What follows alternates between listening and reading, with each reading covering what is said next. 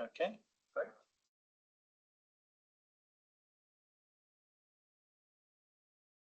All right, are you ready? Yes. Let's start. Sorry, wait.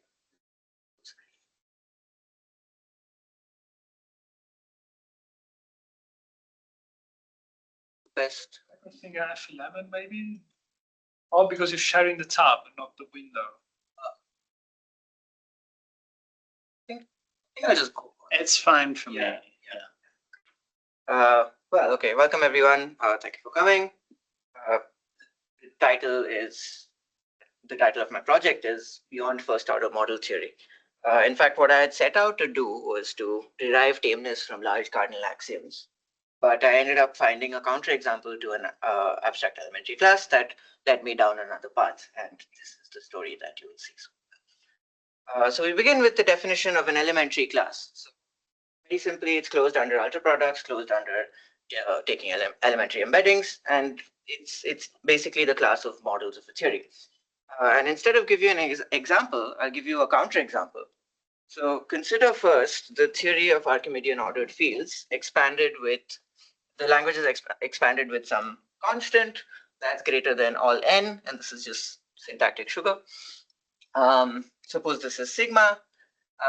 Then if I take a finite subset, it's finitely satisfiable, and therefore by compactness, the whole theory is satisfiable, and therefore I have a non-standard model. Because I have a non-standard model, which wasn't assumed to be part of the original class, it's not necessarily an elementary class.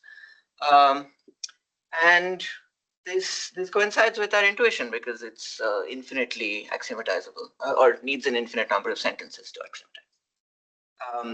To generalize from this limitation from first order model theory, we go into abstract elementary classes. So very simply, these are a little more general structures that are meant to look like first order in a certain sense. So they have nice properties like closure under isomorphism.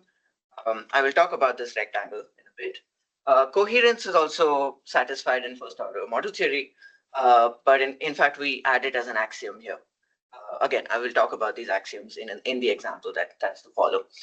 The downward Lowenheim-Skolem theorem, or axiom rather in this case, is very similar to the first order case, except for, if you notice here, this is called the Lowenheim-Skolem number. And in the first order case, it's Aleph naught. But in our case, it could be any cardinal.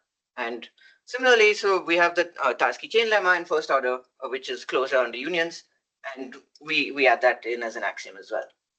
Now, the motivating example behind all this is the category of nonlinear spaces over some fixed field F. Let's verify the axioms. So for instance, take a chain of nonlinear spaces. If I take the union of these, this is also nonlinear space. Oh, I should mention the strong submodel relation is given by if there's an F, which is a linear isometry between M and N, and M is subset of N. And that is, okay, anyway. So the norm on this union space is the supremum norm. So alpha here is just the largest, or rather the first M alpha that contains X, and therefore this larger norm just inherits all the properties that we got. The Lowenheim-Skolem number is in fact the size of the field times A if A is a subset of N. And we get this because if we take M to be the span of A in M, then what we're essentially doing is taking linear combinations. Because we're taking scalars, we have to have the size of the field in here. And the size of A also has to be in case it's non-trivially large sometimes.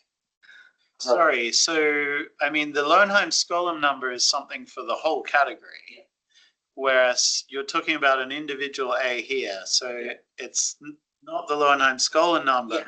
It's the size of N is going to be that. Yes. Is that right? Yeah. So it would just be F then. So if we're starting with a countable field, we'd start with F.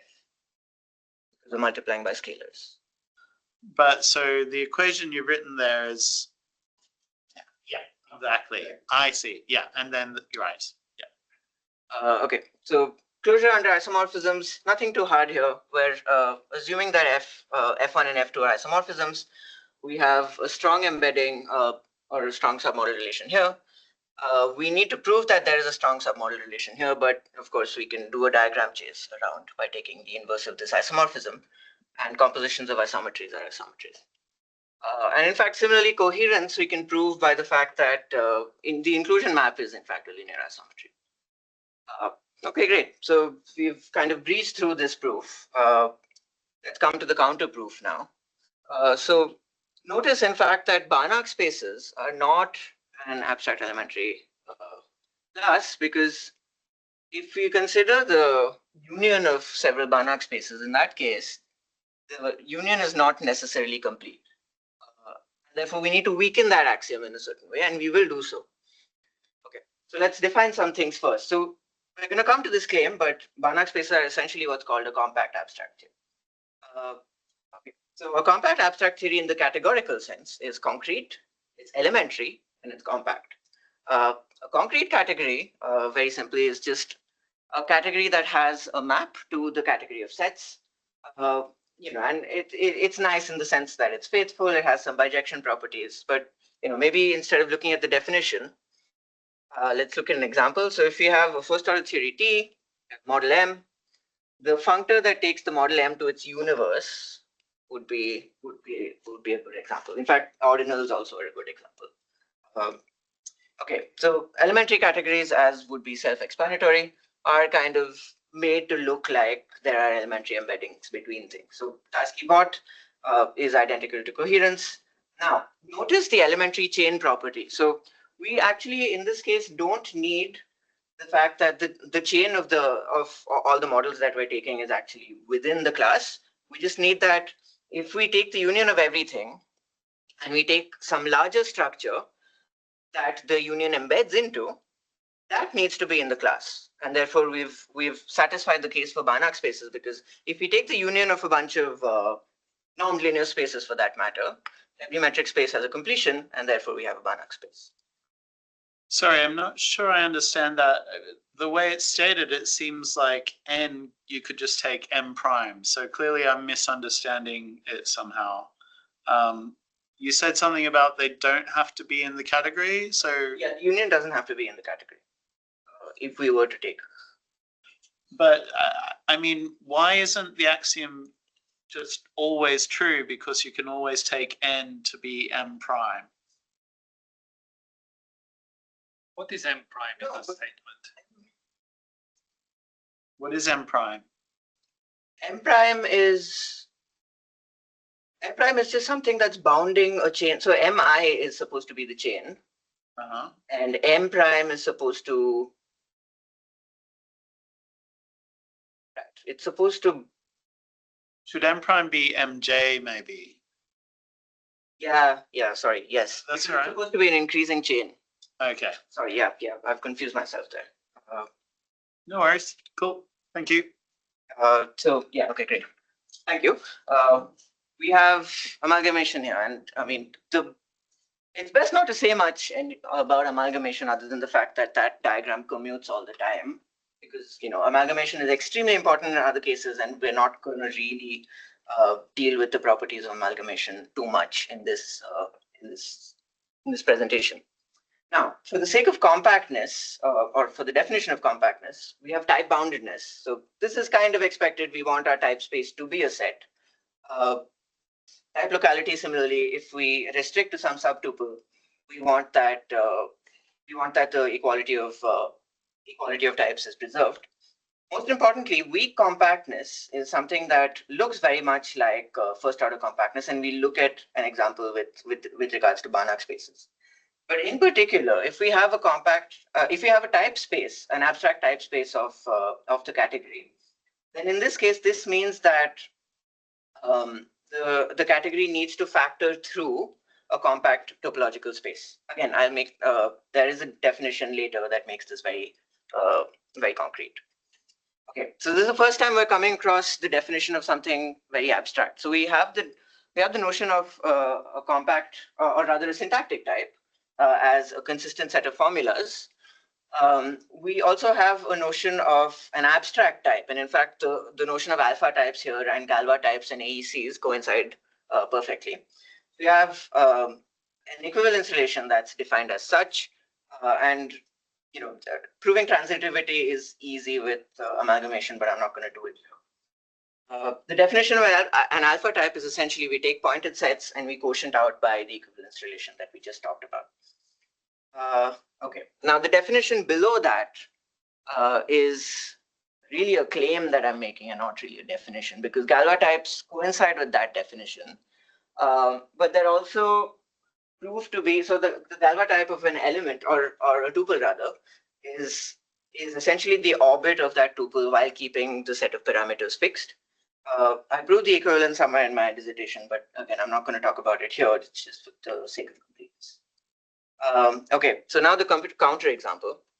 So we have Banach spaces, and let's prove that it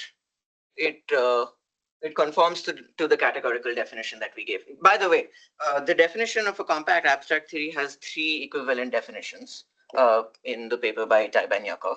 So one of them is through a positive Robinson theory. The other is through a compact type space which is associated to a compact abstract theory. And the other is the categorical definition that we've already seen.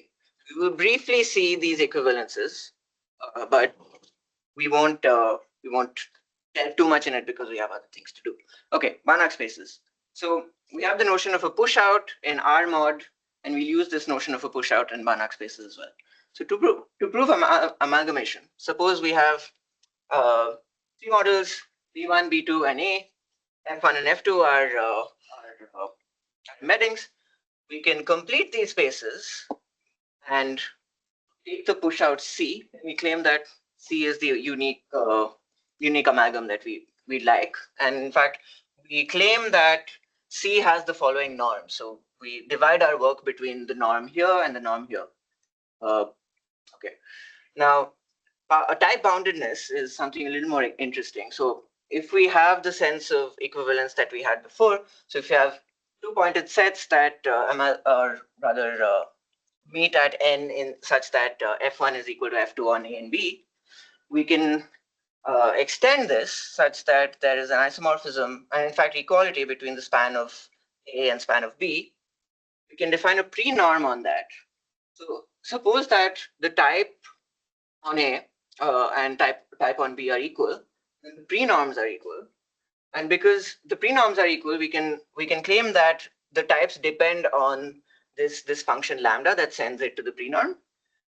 Because these functions are within this set, which is a set, and therefore since all these functions are a subset of this larger set, therefore they must be a set, and therefore we have type boundedness. Compactness is much harder to prove, and I will hand wave at a theorem. So suppose we have these sorts of situations. So we have a spanning set, we have a norm on it, which is within some K, which is a compact subset of R. We have predicates that say that this is the case. Now, suppose we take V as the formal sort of formal sums with X and with scalars from F. We take the positive quantifier free types, say sigma.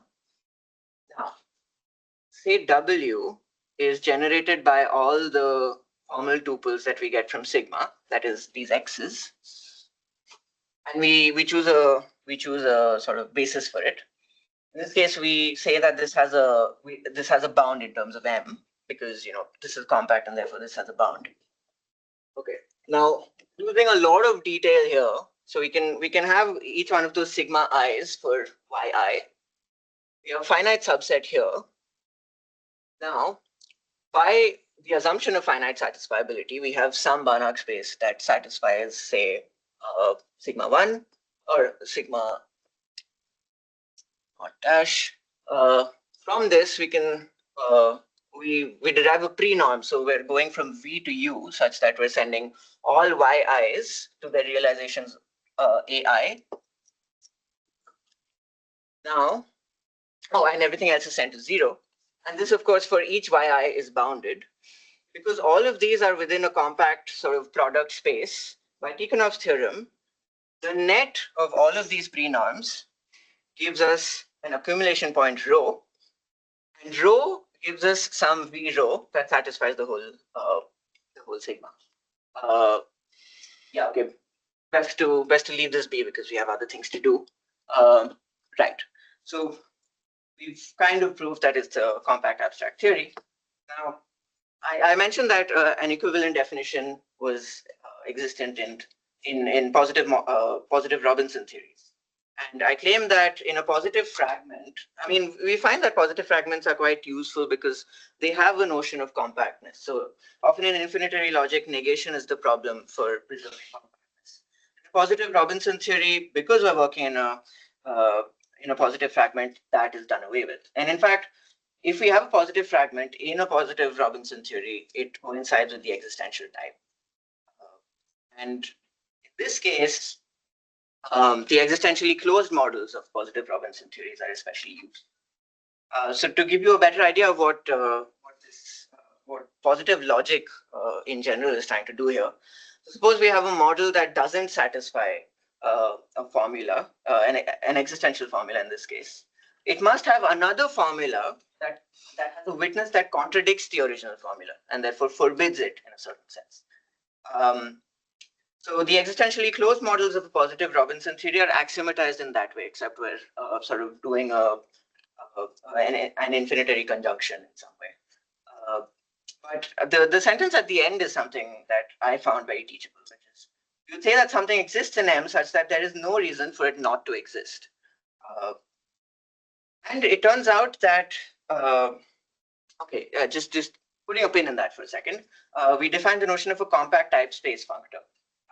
So without going through too much in detail, especially with point 5, which has a very complicated interpretation in first order logic, notice in point 4 that we are in fact enforcing the fact that we need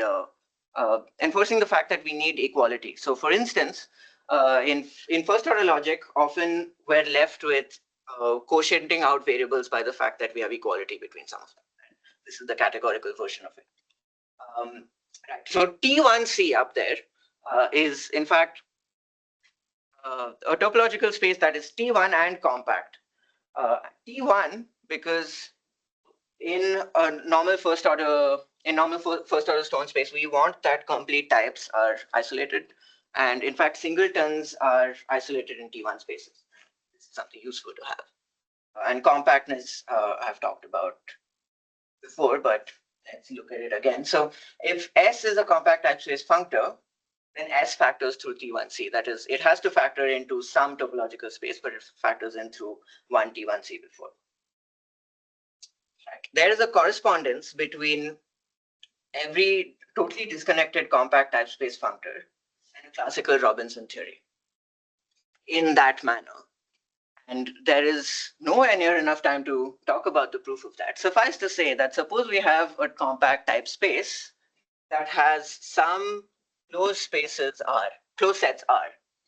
We associate some predicates PR with those spaces such that if a tuple satisfies PR, then that tuple is within the closed space, closed type. Sorry, the type defined by that closed set. And in fact, the positive Robinson theory is completely, it completely consists of these sorts of sentences. So we're negating the fact that all of these can exist, and therefore we're disallowing non-empty intersections. Why this is important, or in fact, rather, I should say there is one type which is proved later. Well, not today at least, but there is one type that is consistent with everything. So for instance, you might have witnesses from several of these predicates that contradict each other, and this would correspond to the fact that there is a non-empty intersection.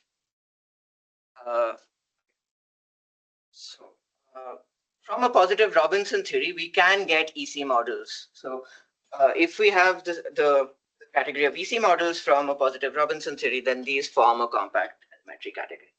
And this might not seem intuitive at the moment, but the proof of this is quite natural actually, because compactness from a positive, we have a notion of compactness in a positive Robinson theory, which we can use to prove weak compactness in compact elementary categories and so on. Sorry, what's an EC? Existentially closed. Ah, right. Okay. Right. Okay. But there's also a converse. So suppose we have a compact elementary category that has a topology defined on it, then we can associate a positive Robinson theory such that the sets of models in structs of L or L structures rather have the following criteria. So we have a function f or functor f that takes me from M, which is a cat, to L structures which have mod T in it. And it turns out that the abstract types defined on defined as SM rather, are isomorphic to the type space ST defined from positive Robinson theory. And in fact, so the thing that we get out of it, in fact, is not exactly the category of EC models of some theory, which I mean would be very nice to have, but it has this sort of co-final interleaving situation. So we have an MEC, we have a map taking N to Fn such that it's an L embedding. And then we have another EC on top of that by 0.3 and then so on. That might help us in some situation. Okay, so moving slightly out of compact abstract theory territory, let's move back into sort of AEC land. And I should mention at this point, so there's a lot of similar notions between first order logic and first order model theory rather and abstract elementary classes. So for instance, it shares notions of saturation, homogeneity. In fact, there's a Morley type rank. In fact, there's notions of NIP and NSOP that exist in AECs. We don't talk about any of that here. We talk about something very specific, which is the categoricity to stability transfer theorem. So sort of defined stability here. I'll just breeze over that for now. Okay. So let us try to sketch a proof of the categoricity to stability transfer. Right. So did you use which camera? Sorry? Do you know how to use the camera? I do not. Press the button in the middle. Just do yes. Okay. So we have. Okay, so we're given a well-ordered set of indiscernibles. So indiscernibles are just. Okay. So we have a well-ordered set of indiscernibles, and we generate a model. Of course, as it turns out, the set of types defined on elements of that model, or rather, the set of types using M as a parameter, depend completely on the quantifier-free type of I. So I is the index set here, and this is so because of the nature of how indiscernibles work, really. So, okay, I mean, I won't get into the proof of this, but suffice to say that there are countably many possibilities for the quantifier-free type of I, because you could be over everything, you could be within everything, you could be below everything. Countably many possibilities, and thereby common. Now let's take a countable theory T within models by Ehrenfreund-Mostovsky theorem, and I think there's some Ramsey theory in there as well. We're guaranteed that indiscernibles exist in this in some infinite model, and let's take the Skolemization of this. Now, once so suppose n star is the original infinite model that's Skolemized now. M is the model that's generated by the indiscernibles. By the above theorem, it's guaranteed that we have countably many types. Okay. So let's put a pin on that, and let's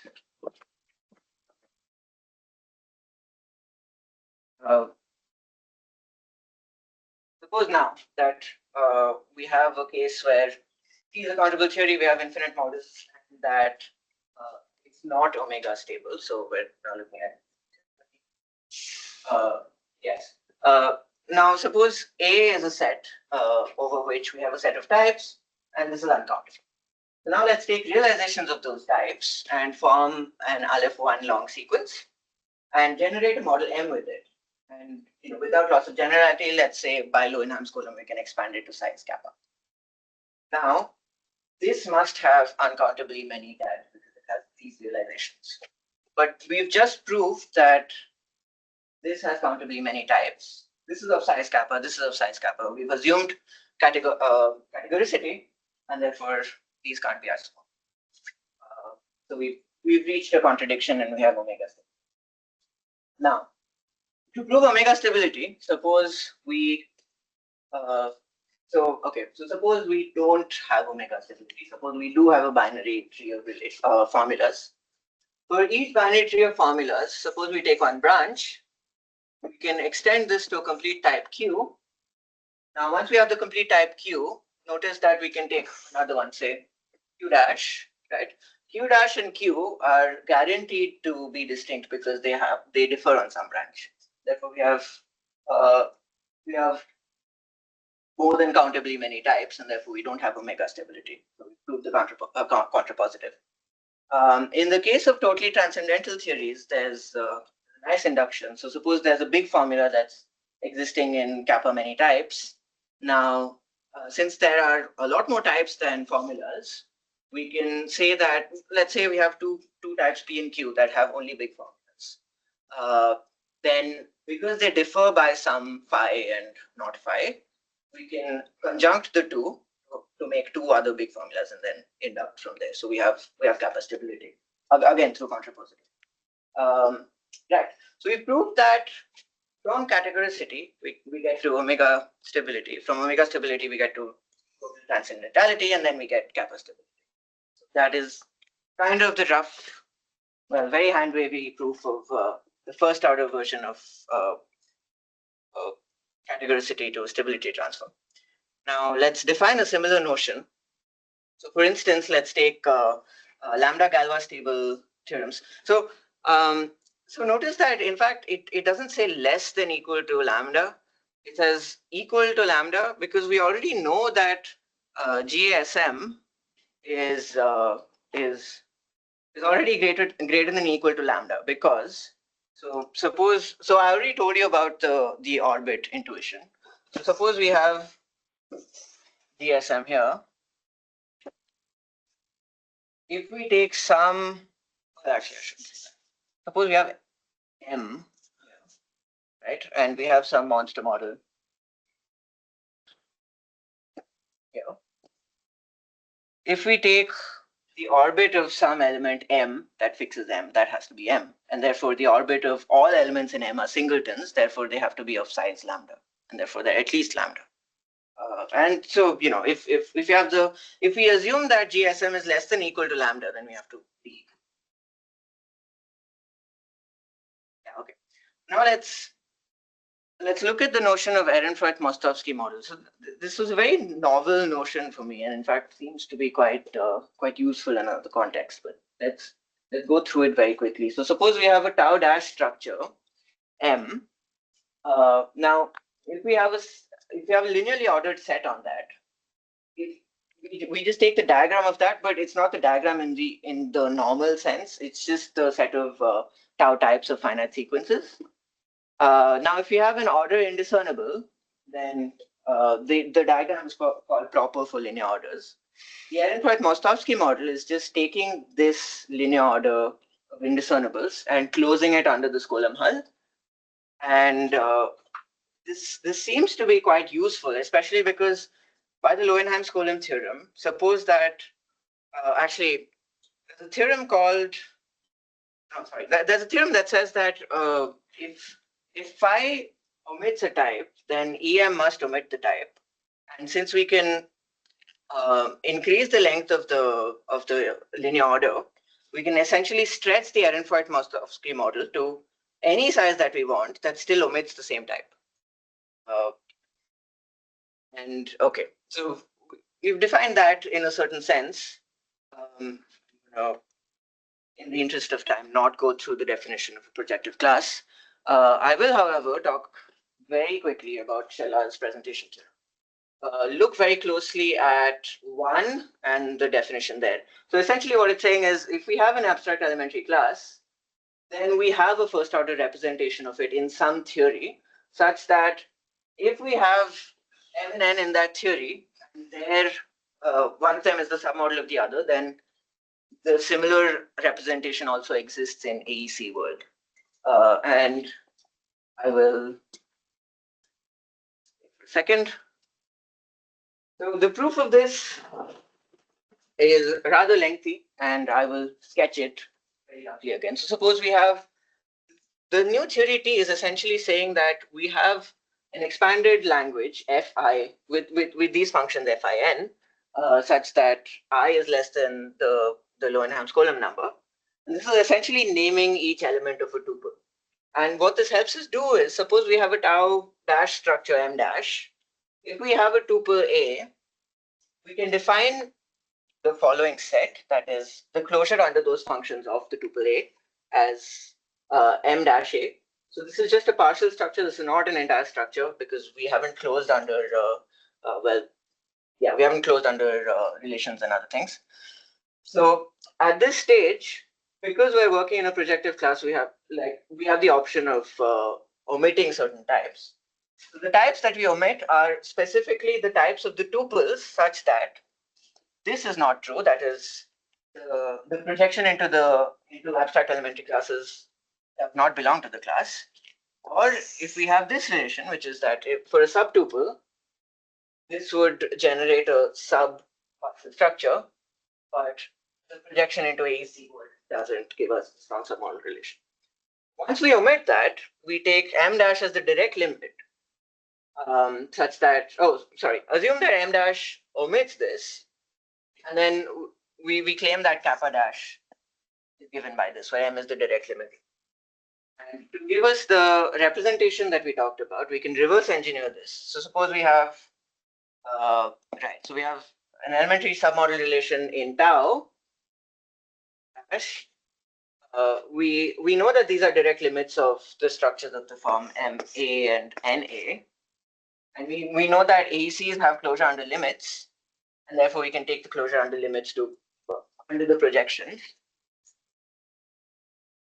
to give us the strong submodel relation. Okay.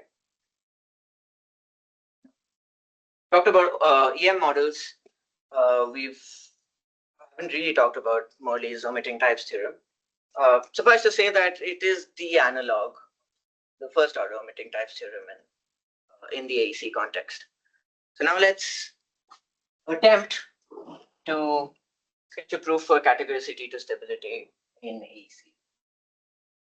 So we claim that if we prove mu stability for all mu less than lambda, then we get lambda stability where M is of size lambda.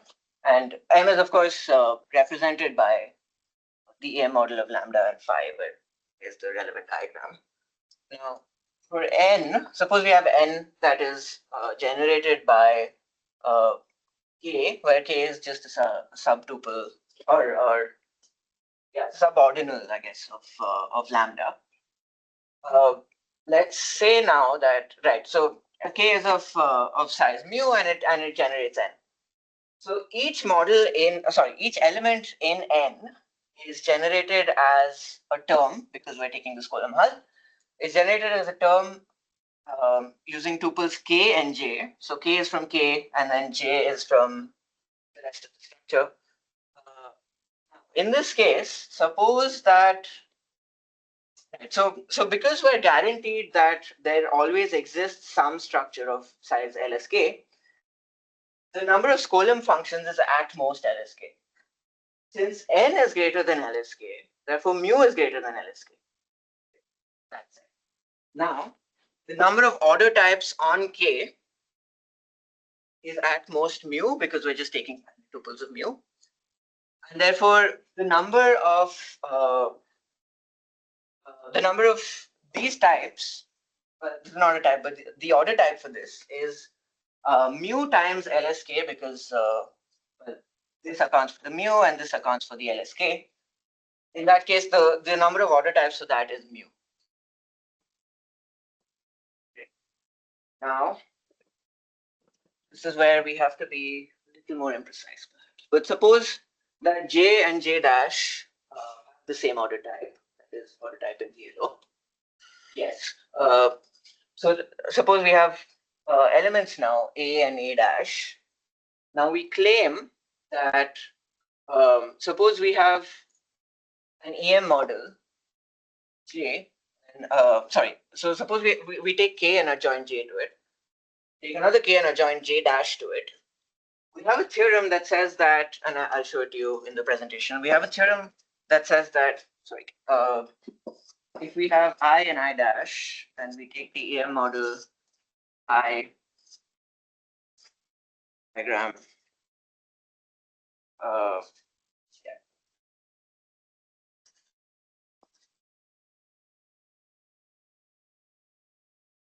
I will show this in all its glory in a second. But this essentially follows from Schella's presentation theorem. So because we're adjoining J here, these are elementary submodels, or rather strong submodels. Because they have the same order type, we can extend G between them to an isomorphism. And we claim that this rectangle in fact commutes. This is, by the way, the monster model. F1 and F2 exist by virtue of this being the monster model because everything embeds into the monster model. And we claim that this rectangle commutes. If it does commute, and I won't go through this bit, it's a bit mechanics. If it does commute, then we have the exact sense of equivalence that I mentioned in the definition of alpha types. If these are equivalent, and these equivalence relations give us the definition of types, there are mu times mu choices for such equivalences, which is mu, and therefore we have mu stability. Therefore, we've proven from categoricity that we can get stability. Great. Okay. On to the last bit. So we have the notion of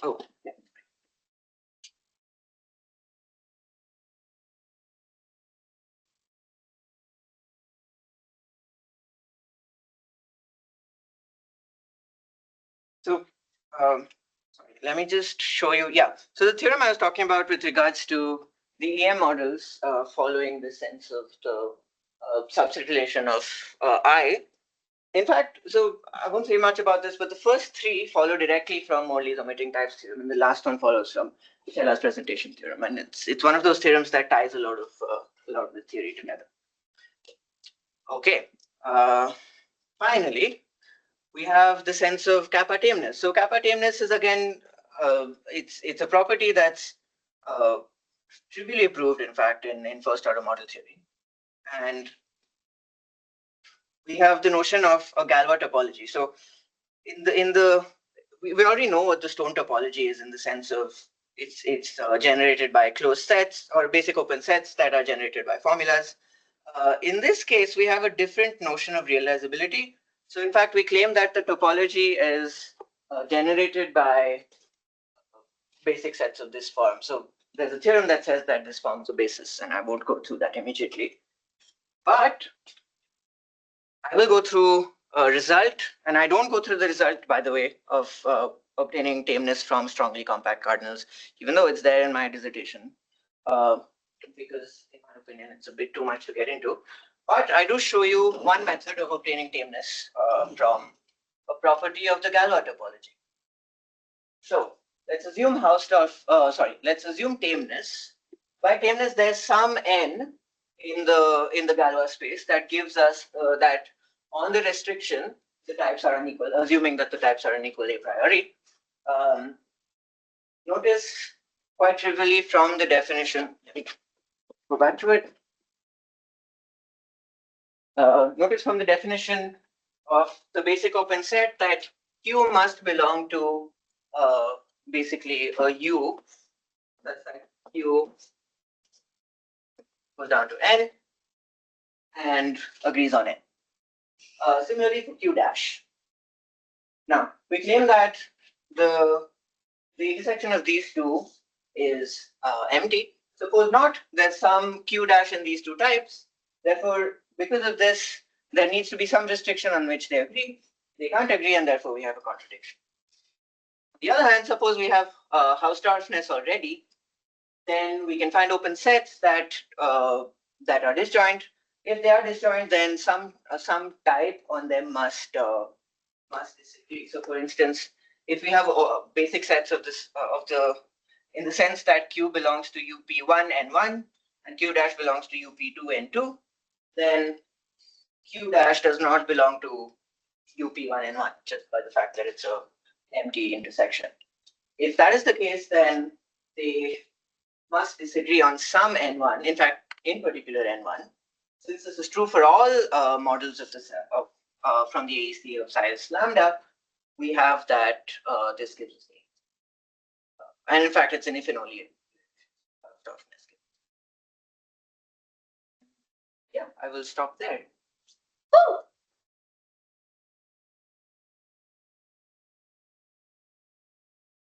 Very much.